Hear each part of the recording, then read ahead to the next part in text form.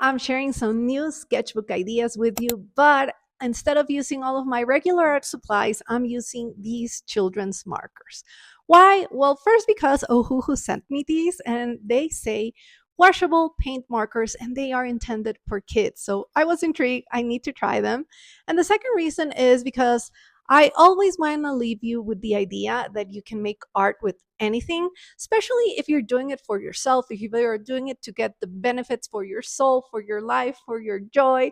If you just want to feel nice about something you do, you can literally put your excuses out to the side and make art with anything: a pen, watercolors, highlighters, office supplies. I don't care. You can make art with anything. So, to prove that point, today I'm going to be making art with children's markers. So let's open these and get creative. So here are the markers, and this was me opening them for the first time, straight out of the plastic packaging. The very first thing I love is that when you open the case, it lays flat, perfect for easy access. And I was also so excited when I found this little strap at the bottom. I honestly thought that was genius. You can turn the case into a little purse so kids can carry their markers around. It's just perfect and really adorable. I grabbed a random piece of paper from my desk and did a quick test with a few colors, just to see how they felt, how the ink looked, how opaque they were, and whether they layered on top of each other. Once I did the little test, I wanted to swatch all of them. Since these are made for toddlers, they didn't come with a swatch card, so I printed one of my own and got familiar with the colors that way. By the way, I do have this printable swatch card on my website. It's part of a little coloring document with different pages to track your coloring habits, to try patterns, to test color combos, all of that. It's $2 and you can print as many times as you want forever. Once my swatch card was ready, I was immediately drawn to the first row of warm colors. Or is it the last row? I don't know. They just look really pretty together. I pulled out my square sketchbook, the one I've been using for spreads, because the paper on this one it's smoother and it absorbs less ink. And I thought that would work best for these markers. And just as I was about to start, someone jumped on my desk. You know who she is. She likes to be the star of my videos and doesn't really care what I'm doing. She just wants to be there with me. Okay, back to it. I wanted to approach creating with these markers as if I were much, much younger. So I asked myself, what would little me draw if someone handed me markers and a piece of paper? And the first thing that came to my mind was a butterfly. To make it feel a little more grown up, I switched it to a moth and I found a reference image. Then I jumped right in. Just like a kid would do, I didn't sketch with pencil first. I went straight in with the marker. I really wanted to see how they behave when covering other colors and fixing mistakes. You already know one of the reasons I love acrylic paint markers so much, it's because they are so forgiving. I immediately noticed that the markers didn't create a super even surface, they were pretty streaky.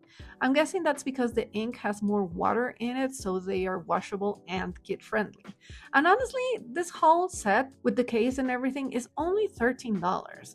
I think for the number of colors you get and considering they're made for toddlers, the streakiness really isn't an issue. I kept thinking how much my kids would have loved these when they were little. Being able to craft together with actual paint markers and not worry about stained tables or clothes. Amazing! After using these, I'm definitely gonna give the set to my little 4-year-old niece. Whenever we color at my cousin's house, she always joins in for a bit, and she would be so excited to have her own markers just like ours. I did apply a second layer in some areas, but even then, it's not as even as grown up acrylic markers. Still, for the age range and the price, I think they're perfect. Once the moth was fully colored, I grabbed red to add details so they'd stand out. And of course, I immediately added a few things I did not like and wanted to cover up. It's always harder to cover dark colors with light ones, but I tried anyway, and honestly, the markers did okay. They did a good job. I was able to fix mistakes and improve what I had drawn, which I think makes these totally worth it if you have kids who are into crafting with you. With the moth done, I decided to keep that childlike approach and doodle in the background. Just simple line work this time, not filling it in. I liked how that looked, but before adding more doodles, I stopped because I wanted to work on the other side of the spread too. Still thinking about kids' drawings, I drew a little kitten, and at first the head was way too small, so I just went around and made it bigger. Then I colored it in. Again, it's streaky, so I wasn't loving that. But then I drew some strawberries, hearts, and flowers.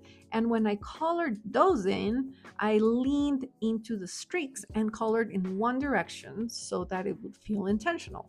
I especially love how that worked on the leaves, where I painted each half with diagonal stripes.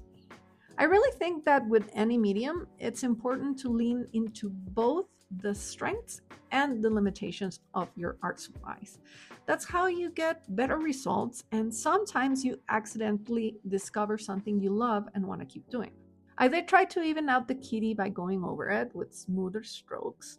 It helped a bit, but I wish I had thought of leaning into the streaks from the beginning. Not a big deal, so I carried on, adding a darker pink spot on its face, and then went around all of the main elements, adding details. Then I outlined everything with red to match the other side. Then it was back to the doodles. I filled the background with little stars, branches, and shapes connecting both sides of the spread. At that point, it was pure play for me. I was just having fun and felt no pressure. I outlined the flower I missed with red, then gave the kitty some whiskers, and also gave it one of those heart bubbles I love. Then finished by doing the tiny hairs on the moth's antennae, and that was it. This was my first spread, and I love it. I liked it when I finished it, but now watching the footage back, I love it even more. It's not really my usual style, but I had so much fun making it, and the results surprised me in the best way. So I thought, why not make another spread? This time I went in with the cool colors. I pulled out 6 that I liked and leaned into another thing I always loved drawing: paper planes. Paper planes and paper boats, I love them. They feel so nostalgic to me, simple, playful, comforting. I didn't fully trust myself to draw a paper plane straight in with the markers, so I sketched it with pencil first, along with a rectangle for a sheet of paper. I outlined the plane and then added classic notebook lines to the rectangle. And since I wasn't using red on this page for the vertical line, I used green instead.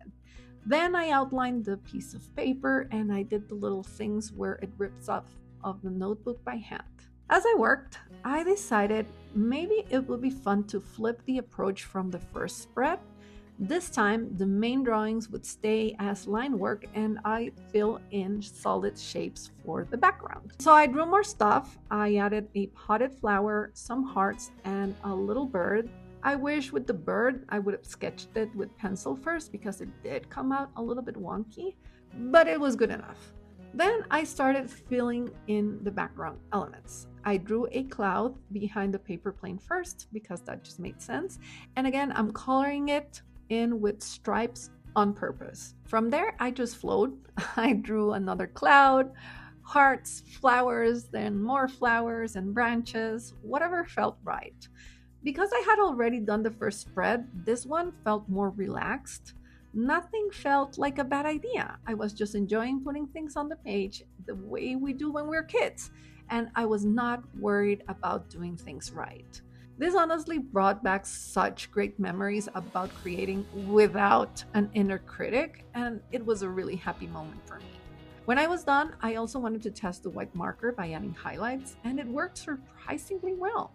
It's opaque enough to sit on top of the other colors, and even though it picks up a little pigment from the colors underneath, maybe they needed more drying time, I like the effect.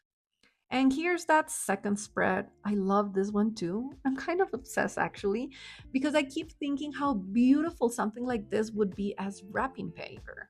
And yes, I know, I think I mentioned this last year too. I really do need to make that happen. I really do need to make my own wrapping paper because I think it would be so fun and beautiful. And I love wrapping presents. I've been wrapping presents and donations all week, every single night, so many hours. So things have been busy, which is why today's video was a little bit shorter. But I hope you enjoyed these ideas, and I hope this reminded you that you do not need fancy art supplies to create something you love. With that, Hope you're having the most wonderful day. Happy holidays, and I'll see you next week. Bye.